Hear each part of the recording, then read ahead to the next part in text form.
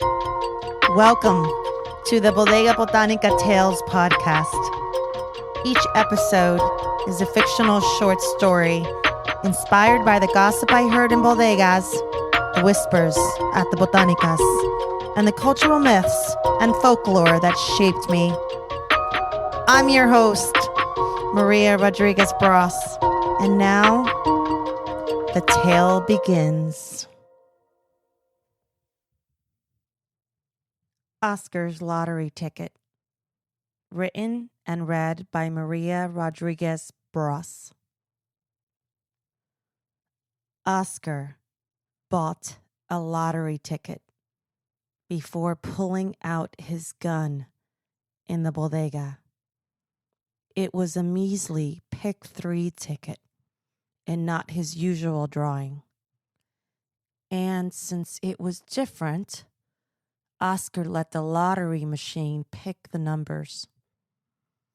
And when he saw what they were, he shouted, "Can anyone spare me change?" While waving a 9mm. No one moved, but instead stared at him, wondering how it had come to this. After all, Oscar was the one who shoveled snow off the sidewalks when the city failed to do so. He'd carry bags for neighbors with aging knees. He'd lug his bootlegged generator to anyone needing to ensure their food didn't spoil after the electricity failed. Many witnessed him in the summer, carrying cases of beer for the parties and passing the offering basket along the pews of the church. So Oscar brandishing a gun was difficult to process. He had lost his job, but it had been years since he last worked. Others noted his wife had fled with their 6 children, but that had happened some time ago. He applied for disability for his time in the military, said another, but he's still waiting for approval. But most agreed that Oscar was simply engaged in a financial dispute with the bodega owner, who had made a fuss about what was owed at 6 o'clock in the morning when customers were still rubbing their eyes. Seeing that gun caused the customers to gasp into wakefulness. Many crouched down where they stood or took cover in the narrow aisles, hoping Oscar wouldn't see them. But no matter where you were in the bodega, you would have seen how the owner had his palms facing up and asking if anyone could help Oscar out. A woman in hospital scrubs was the first to march over with her 2 kids in tow. Oscar backed up to let her through, especially since she had to dig deep into her purse just to pull out some loose change. She dropped it on the counter and said, "Gotta get my kids to school and get to work." Despite her bold gesture, Oscar didn't back down. He pointed the gun at Don Alfonso, who then dropped his cafecito on the floor when Oscar approached. The clatter of the metal striking the floor, accompanied by a splatter of hot coffee across Oscar's clothes, caused everyone to scream. But all the bodega owner did was say, "Can anyone help clean up this mess?" And that's when everyone inside the bodega noticed the swarm of onlookers outside, bundled in their coats and obscuring their faces with hoods and scarves. They stood behind the windows, feeling protected and morbidly fascinated by the scene unfolding within. None dared enter the bodega, but the customers inside could hear the "Ay bendito" and the poor Oscar comments.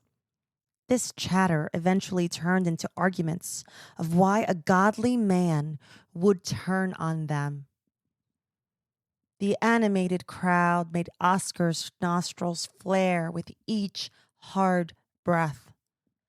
Despite the cold wind blowing the front door open and giving everyone inside a chill, Oscar's skin blotched into red patches. "He has the malo in him," said Don Alfonso.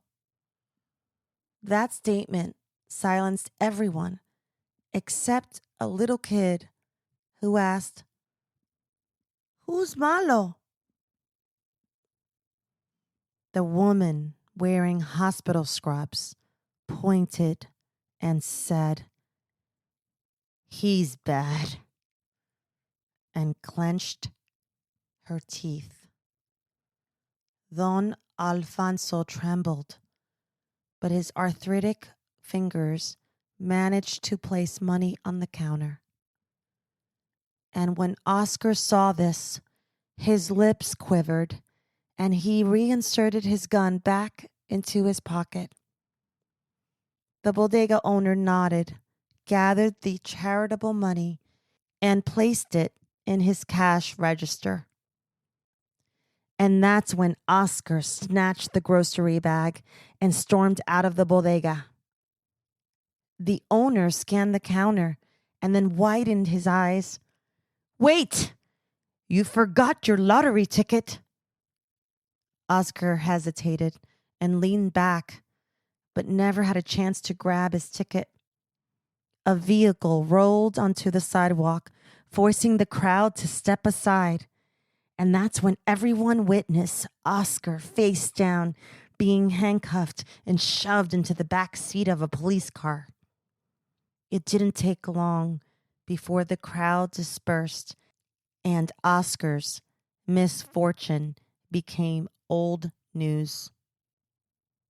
But late that evening, a woman changed out of her dirty hospital scrubs and put her kids to bed. She then watched the live pick 3 drawing on her phone.